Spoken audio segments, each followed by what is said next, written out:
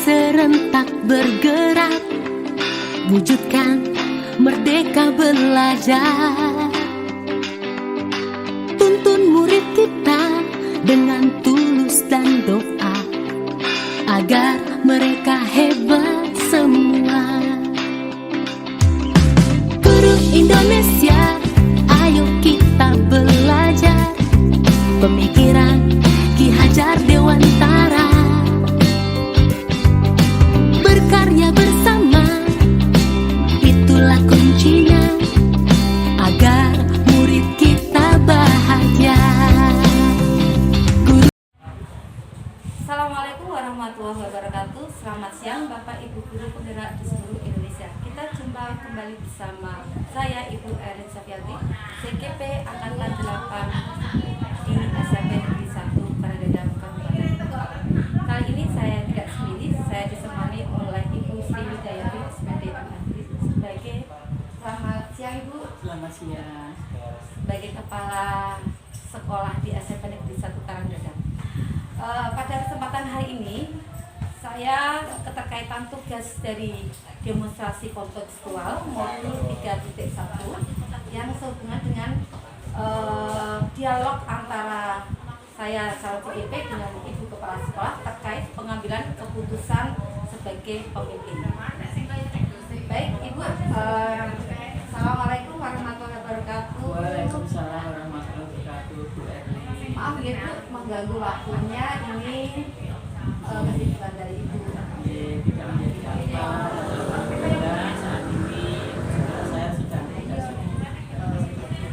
Ya Bu, ini saya akan mewawancarai Ibu sebagai Kepala Sekolah terkait dengan pengambilan keputusan Kepala Sekolah terhadap kasus-kasus yang terjadi di SMP Negeri 1 Karangdadang.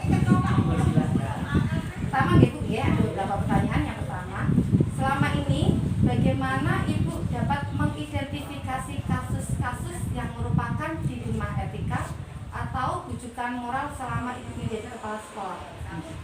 Menurut saya selama ini saya melihat dari sudut pandang moral dan hukum.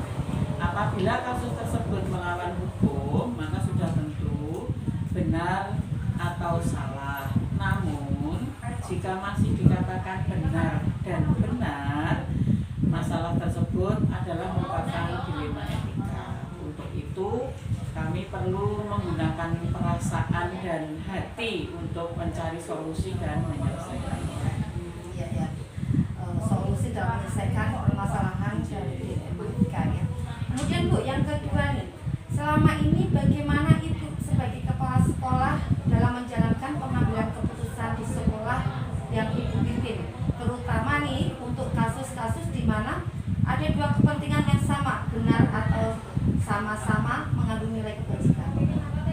Selama ini saya selalu mengidentifikasi kasus tersebut dari berbagai sudut pandang, kemudian menimbang secara matang mana yang paling benar, dan keputusan tersebut tentunya menguntungkan banyak orang dan tidak merugikan siapa. Dan ini akan melibatkan warga sekolah yang sekiranya mewakili dari personalia kita. Adanya hubungan tidak hanya Ibu saja ya, biar melibatkan dari keluarga. Kemudian Bu, langkah-langkah atau prosedur seperti apa yang bisa Ibu lakukan selama ini?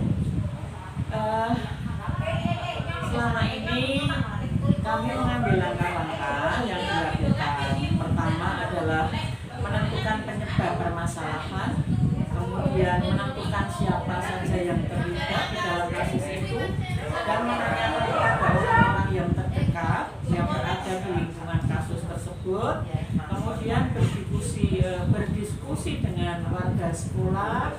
Ya, kita ambil dari segala sudut pandang dari rekan-rekan kita, kemudian membuat beberapa solusi keputusan dan menimbang lagi dari berbagai sudut sebelum memutuskan atau mengambil solusi. Mungkin di sini nanti akan kita temukan solusi A, solusi B, dan solusi C.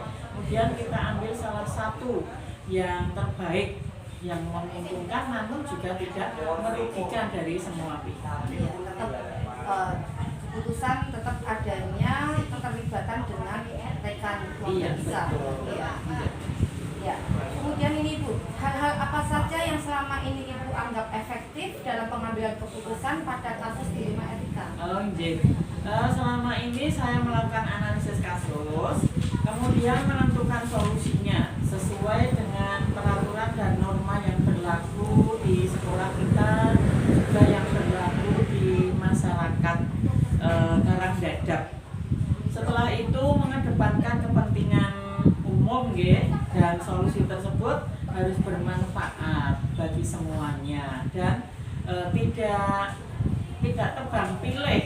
Artinya solusi itu berlaku untuk semuanya. Baik Ibu, bentuknya itu ya. Jadi tidak ada pemilihan, oh ini solusi yang terbaik saya ambil yang punyanya ini, enggak ya? Betul, Ya. iya. Dasar diskusi Berdasarkan diskusi bersama ya. Terus Bu, hal apa saja yang selama ini merupakan tantangan dalam pengambilan keputusan pada kasus dilema etika?